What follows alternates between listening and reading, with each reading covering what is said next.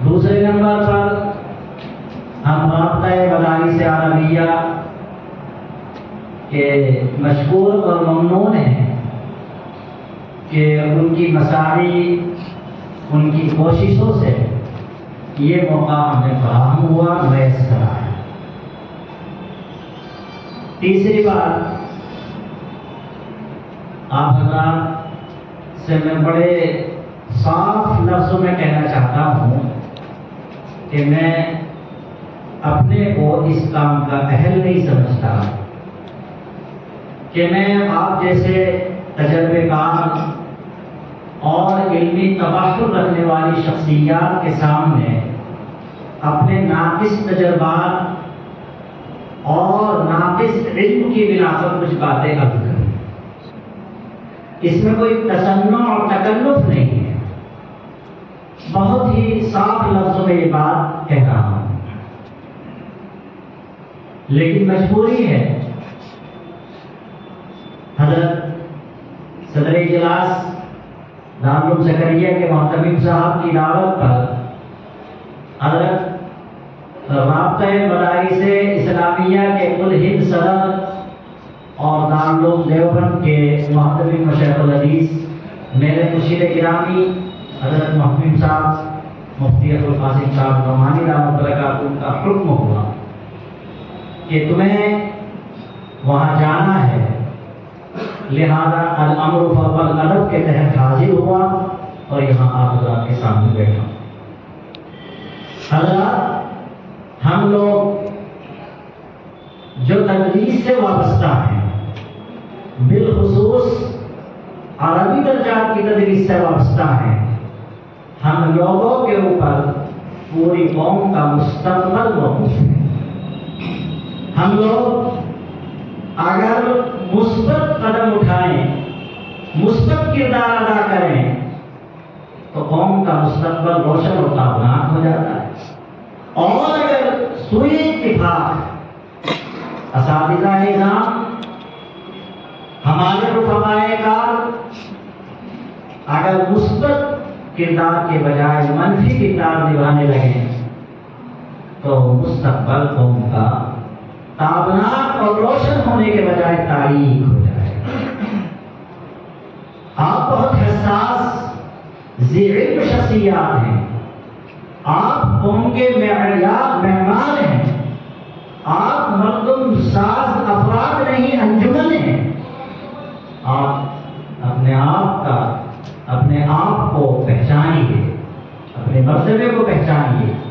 طلباء جو ہمارے پاس آتے ہیں وہ قوم کی امانت ضرور ہے، لیکن ہم اسی امانت کے معمار ہیں، انہی کے لیے مردم ساز اور شخصیت ساز افراد کمی ہے۔ لہذا ہمیں بہت نزاکت کے ساتھ، یہ نزاکتوں کو سامنے رکھتے ہوئے نہایت احساس ذمہ داری کے ساتھ اپنا کردار ادا کرنا ہے۔ میرے بزرگوں، درس نظامی جس کو ہم پڑھاتے ہیں، درس نظامی کے اندر جتنی کتابیں داخل ہیں، میزان المرشحین سے لے کر بخاری شریف تک، تمام کتابوں کے داخلے درس کرنے کے بہت سے مقاصد ہیں، نہایت اہم مقاصد ہیں۔ ہمارے کامل رحمہ اللہ کا ہر پہلو، ہر گوشہ نہایت کی دور اندیشی پر مبنی ہوتا ہے۔ وہ کسی راہ میں بھی اندھی تقلید نہیں کرتے، فقہ کے باب میں ہو، عقائد کے باب میں ہو، کسی اور مسئلے میں ہو، تو درس نظامی کے اندر کتابوں کے تدریس اور پڑھانے کے حوالے سے بھی وہ اندھی تقلید نہیں کرتے۔ حضرت مولانا نظام الدین صاحب رحمۃ اللہ علیہ نے جتنی کتابوں کی تدریس اس وقت شروع کی تھی، سب کو آنکھ بند کر کے ہم پڑھاتے چلے گئے نہیں، بہت ہی دور اندیشی کے ساتھ کتابوں کا انتخاب ہے، اور جن کتابوں کو وقت کے مناسب نہیں سمجھا جاتا ان کو درس سے خارج بھی کر دیا جاتا ہے، اور جن کتابوں کی ضرورت و اہمیت کو سمجھا جاتا ہے ان کتابوں کو مرتب اور مرمم کر کے داخل درس کیا بھی جاتا ہے۔ ان سب کے باوجود آج افسوس کے ساتھ کہنا پڑتا ہے کہ مدارس کے اندر درس نظامی کے پڑھانے کے حوالے سے نہایتی انتشار ہے. ہر آنے والا مدرس اپنے ذوق سے اپنے فکر سے پڑھانے کا ایک طریقہ متعین کرتا ہے اور پڑھاتا ہے. بعض مرتبہ نیا فاضل نہایت اچھے اعلیٰ معیار سے فاضل ہونے والا فاضل، لیکن اس کے پاس پڑھانے کا کوئی معیار نہیں ہوتا.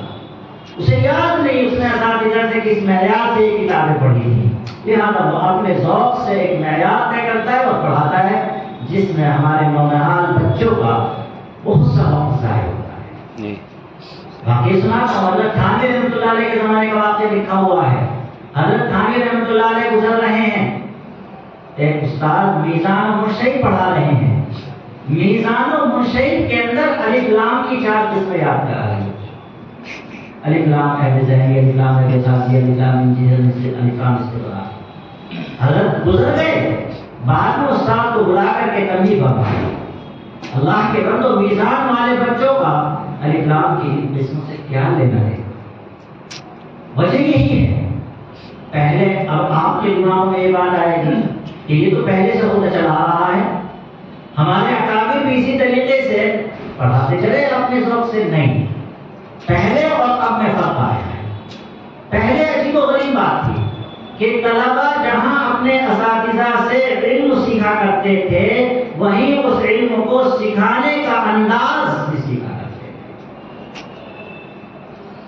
یا تو یہ کہہ لیجیے کہ آج کے نئے فضلاء، نئے طلبہ میں طلب کی کمی ہے. وہ علم تو سیکھتے ہیں، وہ کتابیں تو پڑھتے ہیں، کتابوں کا حل کرنا تو سیکھتے ہیں، لیکن کیسے استاد پڑھا کے جا رہے ہیں، استاد نے کس ڈھنگ سے ہمیں پڑھایا ہے، یہ یاد نہیں ہے. دورے تک جاتے جاتے نیچے کی کتاب کا انداز تدریس، اسلوب تدریس بھول جاتے ہیں. لہذا شبہات کے حوالے سے ادھر ادھر سے ایک طریقہ متعین کر کے پڑھانا شروع کرتے تھے. یہ کہہ لیجیے ہم اپنے اوپر لے لیتے ہیں بات کہ طلبہ میں طلب کی کمی ہو یا نہ ہو، لیکن آج کل وہ معیاری شخصیات نہیں رہی کہ جن سے حاصل کیا جائے جو بھی غرض ہو. لیکن آج یہ کمی محسوس ہوتی ہے، پہلے یہ کمی محسوس نہیں ہوتی. لہذا آج ان کیمپوں کی ضرورت پڑ گئی. ہمارے دارالعلوم زکریا کے محمد صاحب کا جیسے کہ ابھی عزم و ارادہ سامنے آیا کہ وہ باقاعدہ اس کے لیے شعبہ قائم کرنے کے درپے ہیں. اللہ ان کے عزم و ارادے کو پورا فرمائے. آمین. اصل چیز یہی ہے کہ جیسے ہی ہمارے فضلاء درس نظامی مکمل کر کے فارغ ہوں تو ان کو تدریس شروع کرنے سے پہلے ہی طریقہ سیکھنا چاہیے. ورنہ آپ جانتے ہیں، آپ لوگ سفید داڑھی والے مجھ سے بھی بڑے بڑے، مجھ سے بھی زیادہ تجربے والے، آپ نے 20 سال 25 سال 30 سال پڑھاتے پڑھاتے ہو گئے، کسی کو 15 سال ہو گئے، اور اتنے دنوں میں انہوں نے پڑھاتے پڑھاتے ایک تجربہ کیا اور اس سے اپنے پڑھانے کا تدریس کا ایک طریقہ متعین کر لیا. اور آج میں اس کے خلاف کوئی طریقہ اگر بیان کروں گا تو وہ اپنا طریقہ نہیں چھوڑ پائے. اور پرانا طریقہ ہو گیا، پڑھاتے پڑھاتے کیوں چھوڑ گئے وہ میرے کہنے سے اس طریقے سے؟ ہو سکتا ہے کہ انہوں نے جو طریقہ متعین کیا ہو میرے بیان کرتا طریقے سے زیادہ مفید ہو. کوئی ضروری تو نہیں کہ میں ہی تو بیان کر رہا ہوں اس سب سے مفید ہوگا. تو اس لیے یہ کام سب سے پہلے کرنے کا ہے، چاہے اس کے لیے باقاعدہ 15 دن کا 20 دن کا مہینے کا ایک کیمپ لگایا جائے یا ایک شعبہ قائم کیا جائے اور اس میں باضابطہ اساتذہ ہوں یا ایسے ہی مختلف مدارس کے تجربے کار اساتذہ کے محاضرات ہوں. 2 دن 3 دن ایک استاد آ کر کے کسی موضوع پر بحث بتائے اور تیسرے دن چوتھے دن کوئی اور آئے. لہذا ان کو جیسے علوم اور ان کی کتابیں پڑھانے کا طریقہ سکھایا جائے، ایسے ہی ایک بات بہت ضروری ہے کہ طلبہ کی نفسیات کو بھی سمجھنا سکھایا جائے. طلبہ سے برتاؤ کیسا کیا جانا چاہیے استادوں کو. بعض مرتبہ استاد آتے ہیں، میں نے عمومی ہدایات میں یہ بات لکھی ہے، میں بھی اس کو سناؤں گا کہ بعض مرتبہ استاد فارغ ہونے کے بعد درسگاہ میں آتے ہیں، اتنے زیادہ باروب ہوتے ہیں، اتنے زیادہ باروب ہوتے ہیں کہ درسگاہ میں مسکرانا تک جائز نہیں سمجھتے. لہذا اساتذہ کا طلبہ پر ایسا روب ہوتا ہے کہ درسگاہ کے باہر سے استاد کی جیسے آہٹ معلوم ہوئی اور طلبہ میں سناٹا چھا گیا. اب بولنا تو دور کی بات، کوئی سوال علمی کرنا بھی طلبہ اس وقت میں مناسب نہیں سمجھتے ہیں. اتنا روب ہو جاتا ہے. کتاب کا سبق استاد نے پڑھایا، سمجھ میں آیا نہیں آیا، کہیں کسی کے دماغ میں کوئی سوال آیا نہیں آیا، کسی کی ہمت نہیں ہوتی کہ وہ سوال کر سکے، کیونکہ استاد ایک شیر ہے، وہ جا کے پھاڑ کھایا جائے گا. اتنا دردناک حیرتناک روب دکھا رہا ہے. اور بعض مرتبہ استاد آتا ہے درسگاہ میں، بعض خالی ایسا ہوتا ہے کہ وہ آنے کے بعد طلبہ سے اتنا گھل مل جاتا ہے کہ دوستوں میں فرق کرنا محسوس ہوتا ہے کہ یہ دوست ہے یا استاد ہے. بالکل یار ارے آپ یار کسی کے گردن میں ہاتھ ڈال کے چل رہا ہے، کسی کا ہاتھ پکڑ کر چل رہا ہے، کسی کے دسترخوان پہ جا کر کے کھانا کھانے بیٹھ جاتا ہے، کسی کے کھاتے ہوئے کے ہاتھ سے چھین کر کے کھا لیتا ہے. اس طریقے کا برتاؤ بھی اساتذہ بعض لوگ کرتے ہیں اور ایسی روایات اور حکایات سننے میں آتی ہیں. لہذا ایسے استاد کا معاملہ یہ ہوتا ہے کہ طلبہ اس کا بالکل خوف محسوس نہیں کرتے. وہ آگے کہتا ہے سناؤ، کوئی سناتے نہیں، ہنسنے لگتے ہیں طلبہ، آپ کو بھی سنایا جائے گا. لہذا کوئی سناتا نہیں، کوئی یاد نہیں کر کے آتا، اس کا الگ نقصان ہوتا ہے، اس کا الگ نقصان جی. تو اس لیے یہ ساری چیز بھی ابتدائی تدریس میں سیکھنے کی ہے، اور ہمارے پر یہ ذمہ داری بنتی ہے کہ اس طریقے کے مواقع فراہم کریں گے فضلاء کو، اور اس کے بعد انہیں تدریس کے مواقع دیے جائیں. تو میرے بزرگوں، ایک چیز اور ہے، ہمارے ہاں طریقہ تدریس چونکہ متعین نہیں ہے، ہر استاد اپنے شوق سے پڑھاتا ہے، جیسا طریقہ وہ مناسب سمجھتا ہے پڑھاتا ہے. اب اسی طریقے سے ممتحنین حضرات آتے ہیں تو وہ امتحان اپنے ذوق سے دیتے ہیں. ان کے امتحان دینے کا بھی کوئی طرز اور کوئی طریقہ متعین نہیں ہوتا ہے. اور اس کی بڑی عجیب و غریب مثال ہمارے سامنے ہے. دارالعلوم میں باہر سے اساتذہ امتحان کے لیے آتے تھے، ابھی کبھی آ جاتے ہیں کبھی نہیں آتے. دیکھیے عجیب مثالیں ہیں، آپ سنیں گے تو تھوڑی آپ کو بھی ہنسی آئے گی. نور الرضا کا امتحان دے رہے ہیں استاد. نور الرضا میں ایک مسئلہ لکھا ہوا ہے، طالب علموں نے مسئلہ پڑھا، عبارت ترجمہ کیا، مطلب بتایا. مطلب بتا کے جب طالب علم فارغ ہو رہا ہے تو ممتحن صاحب کہتے ہیں کہ تم تو مسئلہ یہ بتا رہے ہو، ابو داؤد کی روایت میں ایسے آیا. نور الرضا کا طالب علم جس نے ابھی فقہ کی پہلی کتاب پڑھی اور اس کے پیچھے اوراق پڑھے ہیں، ششماہی امتحان آیا اور اس میں نور الرضا کے طالب علم سے ابو داؤد کی روایت میں تعارض پیش کرایا کیا جا رہا ہے کہ اس کا حل پیش کرو. ان سے پوچھا گیا. بعد میں طالب علموں نے استاد سے کہا کہ حضرت یہ پوچھ رہے تھے، ان سے کہا بھائی آپ ایسی بات پہ پوچھ رہے ہیں. کہنے لگے کہ نمبر کاٹنے کے لیے نہیں پوچھا تھا، میں تو ویسے ہی پوچھ رہا تھا، طالب علم اچھا رہا تو میں پوچھ رہا تھا. یہ کوئی بات؟ مشکات الاثار سال سوم میں پڑھائی جاتی ہے، اس میں ایک روایت طالب علم پڑھتا ہے، روایت کا ترجمہ کرتا ہے، مختصر کا مطلب بتایا جاتا ہے، مختصر کا مطلب بتایا، اس کے سامنے حدیث پیش کی جاتی ہے کہ دیکھیے تم تو یہ روایت پڑھ رہے ہیں، دوسری روایت تو ایسا ہے. اب مشکات الاثار کا طالب علم، سال سوم کا طالب علم مشکات الاثار میں چند روایات پڑھائی جاتی ہیں تاکہ روایات کے الفاظ یاد ہو جائیں، حدیثیں یاد ہو جائیں.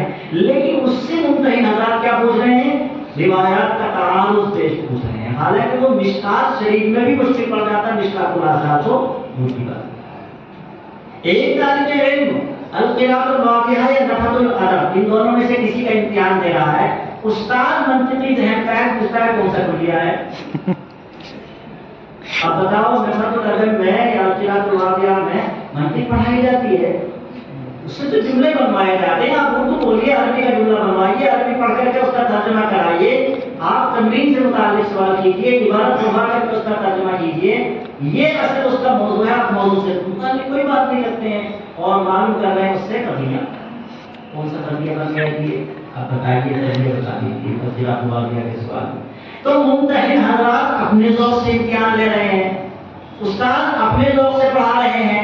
استاد نے پڑھایا الگ ذوق سے ادب اور ممتحن نے آ کر امتحان دیا الگ ذوق سے، طالب علم کی علمی کیفیت سامنے نہیں آ سکتی کہ یہ طلبہ کون سے معیار کے ہیں. اس لیے بہت ضروری ہے، یہ نہایت اہم موضوع ہے کہ طریقہ تدریس متعین ہو اور اسی نہج پر امتحان لینے والے حضرات کو بھی مکلف کیا جائے کہ آپ امتحان کسی نہج پر لیں گے، اس سے ہٹیں گے نہیں، تب طلبا کی صحیح علمی کیفیت سامنے آئے گی کہ طلبا کے اندر علم کتنا ہے اور کس معیار کی طلبا۔ بعض مطلب ایسا ہوتا ہے ایک طالب علم استاد کی نظر میں نہایت اعلیٰ ہے لیکن ممتحن اس کو اعلیٰ نمبر نہیں دے کے جاتے، اور ایک طالب علم اعلیٰ نہیں ہے متوسط درجے کا ہے لیکن ممتحن اس کو اعلیٰ نمبر دے کے جاتے ہیں۔ وجہ یہی ہے کہ انہوں نے قضیہ پوچھ لیا، اس سے مجھے بات کیا اب اعلیٰ درجے کے طالب علم کیسے قضیہ بتائے گا، وہ نمبر کاٹ لے۔ تو یہ چیزیں ہیں جو ہمارے طریقہ تدریس متعین کرنے کے سامنے ہیں، اس لیے میرے بزرگوں آج ایک اسی ضرورت کی پورا کرنے کے لیے یہ کیمپ ہے۔ اسی طریقے کے کیمپ جگہ جگہوں پر لگ رہے ہیں۔ اس سے پہلے بھی میں شاملی ضلع میں پورے ضلع کا کیمپ تھا، وہاں گیا تھا، ادھر ہریدوار کا کیمپ ہوا، وہاں گیا۔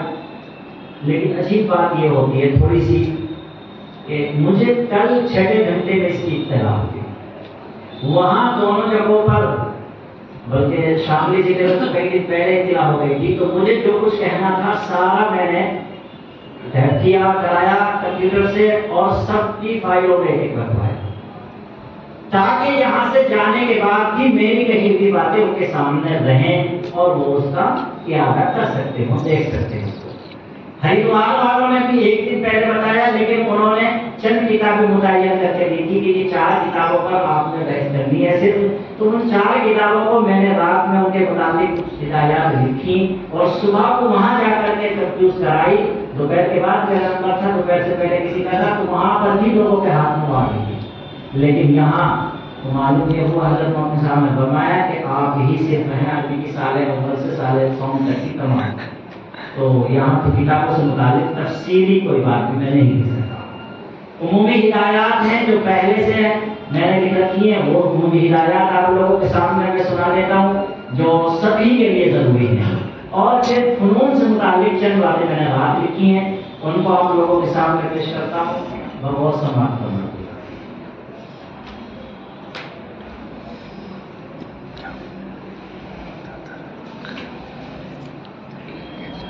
محترم حضرات، عمومی ہدایات برائے اساتذہ درجات عالیہ،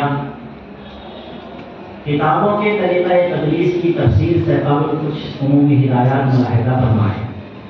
یہ ہدایات نمبر وار ہیں، تقریباً 11 ہدایات ہیں اور 2-3 فائدے آخر میں ہیں۔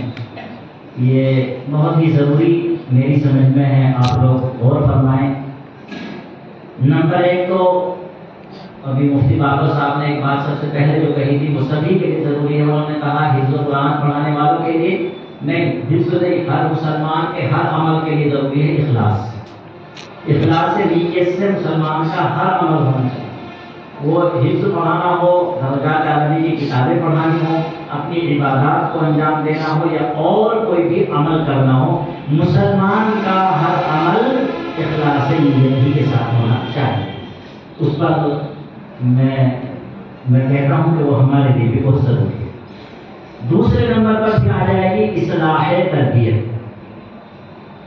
حضرات، طلبا قوم کی امانت ہے اور ہمارا مستقبل ہے، لہذا ان کی تعلیم و تربیت پر خصوصی توجہ دینی انتہائی ضروری ہے۔